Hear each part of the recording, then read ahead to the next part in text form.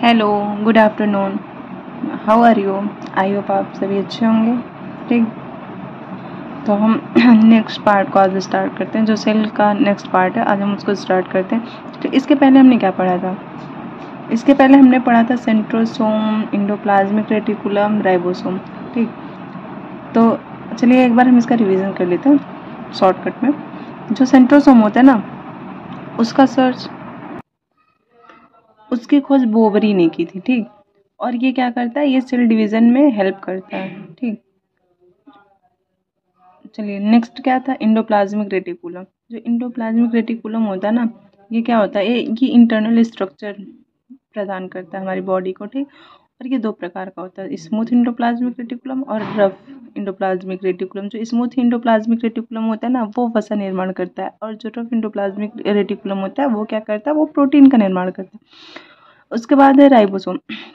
Ribosome की खोज पैलाडे ने किया था। ठीक, जो क्या करता है? जो राइबोसोम होता है ना, वो हमारे हेल्प करता है प्रोटीन निर्माण में। और ये दो प्रकार का होता है, एक 70S होता है और एक 80S होता है। जो 70S होता है ना, वो छोटा होता है, जिससे जो प्रोकैरियोटिक सेल में पाई जाती है, और जो 80S होता है ना, वो यूकैरियोटिक सेल में पाई जाती है। अगर आपने इसके पहले वाला वीडियो नहीं देखा है तो वो आप हमारे प्लेलिस्ट में जाके देख सकते हैं। ओके, तो आते हैं हम आज स्टार्ट करते हैं। आज की टॉपिक हमारी ये क्या है? न्यूक्लियस। न्यूक्लियस मीन्स क्या होता है? केंद्रक। अब ये जो केंद्रक होता है ना, इसकी खोज रॉबर्ट ब्राउन ने किया था। न्यूक्लियस को हम क्या कह सकते हैं? Brain of cell.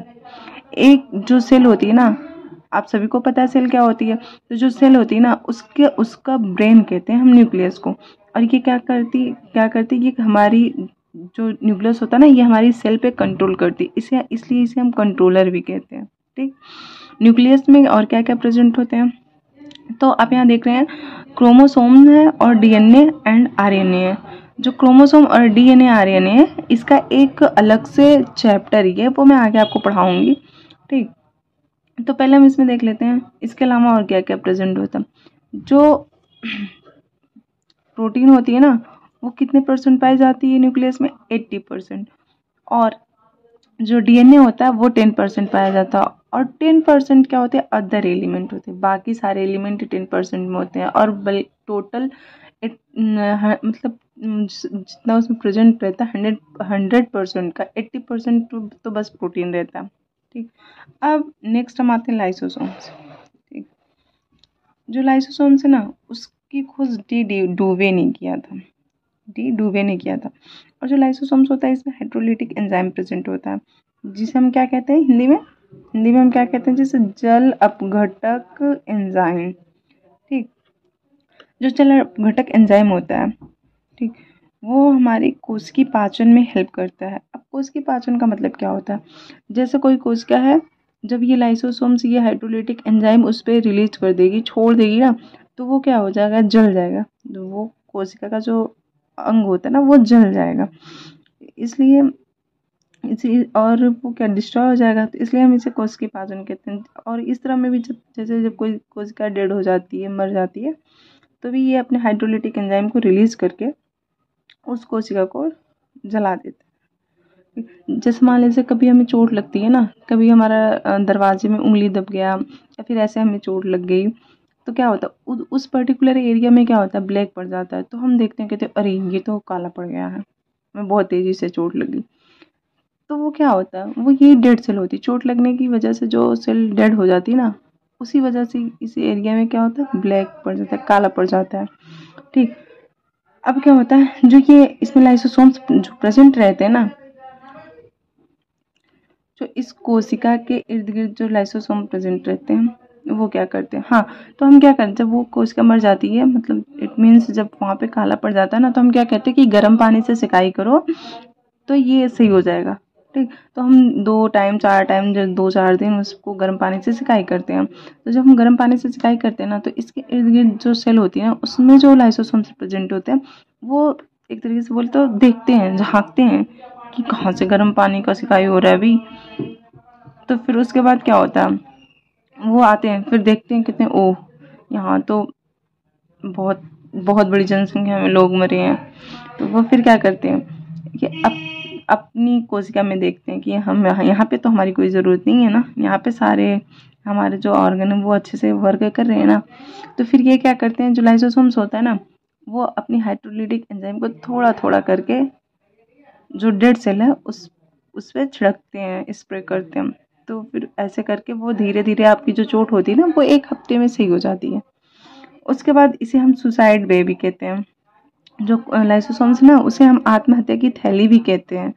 क्यों? क्योंकि जब कभी ये जो हमारी सेल होती है ना, उसके सभी जो ऑर्गन होते हैं, जो पार्ट होते हैं ना, वो कहते हैं कि मैं नहीं वर्क करूंगा। माइटोकॉन्ड्रिया बोल दिया मैं नहीं वर्क करूंगा, गोल्गी ऑपरेटर्स बोला मैं नहीं करूंगा, वैक्यूल्स बोले मैं नहीं करूंगा, ठीक। राइबोसोम, अब ये है ना, राइबोसोम्स बोला मैं नहीं करूंगा, एंडोप्लाज्मिक रेटिकुलम बोला मैं नहीं करूंगा, तो लाइसोसोम्स कहेगा ना नहीं करोगे तुम सब, चलो लो, वो खुद को ही फाड़ देता है।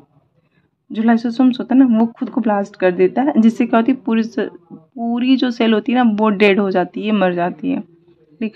अब पर्टिकुलर कोई सेल, वो पर्टिकुलर कोई पार्ट जैसे माइटोकॉन्ड्रिया डेड हो गई है, तो अगर लाइसोसोम्स का होना भी बहुत ज़रूरी है हमारी सेल्स में।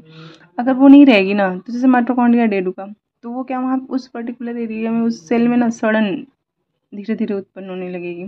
तो ये जो लाइसोसोम्स होता है ना, ये क्या करता है, उसे डिस्ट्रॉय कर देता है, नष्ट कर देता है, ठीक। और जो ये लाइसोसोम्स होता है ना, इसे हम एटम बॉम्ब ऑफ सेल भी कहते हैं। जो लाइसोसोम्स को हम सेल का एटम बॉम्ब भी कहते हैं। अब जैसे क्या है, जो आरबीसी होती है ना, इसमें लाइसोसोम्स नहीं होता है, ठीक।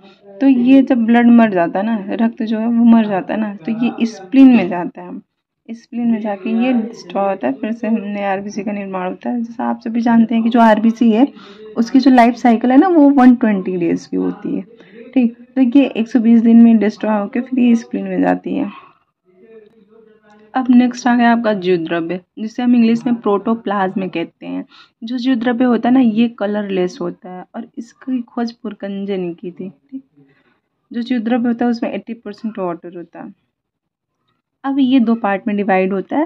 पहला है कोशिका द्रव्य साइटोप्लाज्म, दूसरा है केंद्रिका द्रव्य न्यूक्लियोप्लाज्म, ठीक। अब यहाँ पे आपके फिगर देख रहे हैं ना, इसमें क्या है, ये 2 पार्ट में है। जो अंदर के साइड है वो क्या है, उसमें न्यूक्लियस प्रेजेंट है। अब ये न्यूक्लियस, ये जो चीज़ है ना, इसके साइड साइड न्यूक्लियस को जो घेरे रखा है ना, ये क्या है, ये केंद्रिका द्रव्य न्यूक्लियोप्लाज्म है। और इस न्यूक्लियस के बाहर ये जो प्रेजेंट है, ये सारे जो प्रेजेंट है ना, इसे हम क्या कहते हैं, साइटोप्लाज्म, मतलब ये कोशिका द्रव्य है, ठीक। अब हम यहाँ पे देख रहे हैं जैसे जीव द्रव्य फिर इक्वल टू क्या है, कोशिका द्रव्य एंड केंद्रिका द्रव्य। ये जो कोशिका द्रव्य है और केंद्रिका द्रव्य है वो दोनों मिलकर क्या बनाते हैं, प्रोटोप्लाज्म बनाते हैं, ठीक ना, जीव द्रव्य बनाते हैं। अब जैसे ये हमारे शरीर, मतलब ये हमारे सेल के लिए इम्पोर्टेंट क्यों है इतना, जैसे अगर मान लो हम कोई फ़ोन लेते हैं या फिर हम कोई सामान मंगाते हैं, जैसे कांच का सामान हो गया, ग्लास का जो भी, तो उसमें क्या होता है, एक बॉक्स होता है, उसमें दुनिया भर का बहुत थर्माकोल तो पेपर ये सारे भरे होते हैं ना, क्यों भरे होते हैं, ताकि वो क्या, वो जो बॉक्स है ना, वो जो उसमें प्रोडक्ट है, जो सामान है ना, वो उसे टकरा के टूटे ना। सेम वैसे ही इसमें जीव द्रव्य इसीलिए प्रेजेंट होता है कि जो सारे हमारे सेल के अंदर ऑर्गन पार्ट, जो सेल के पार्ट पाए जाते हैं ना, वो आपस में एक दूसरे से टकराए नहीं। एक दूसरे से टकराए तो जैसे माइटोकॉन्ड्रिया, वो कहेगा कॉलीवर्ड तुम चल इधर चल, वो कहेगा राइबोसोम को नहीं तुम इधर रहो। इसीलिए ये जीव द्रव्य उसमें रहता है और ये हमारी बॉडी के लिए बहुत इंपॉर्टेंट होता है। फिर हम आगे करेंगे, आपको नेक्स्ट पार्ट में हम आपको बताएंगे प्लांट सेल और एनिमल सेल में डिफरेंस क्या होता है, प्रोकैरियोटिक और यूकैरियोटिक में अंतर बताइए, मतलब ये सारी चीज़ें मैं आपको नेक्स्ट पार्ट में कराऊंगी। Okay, thank you all.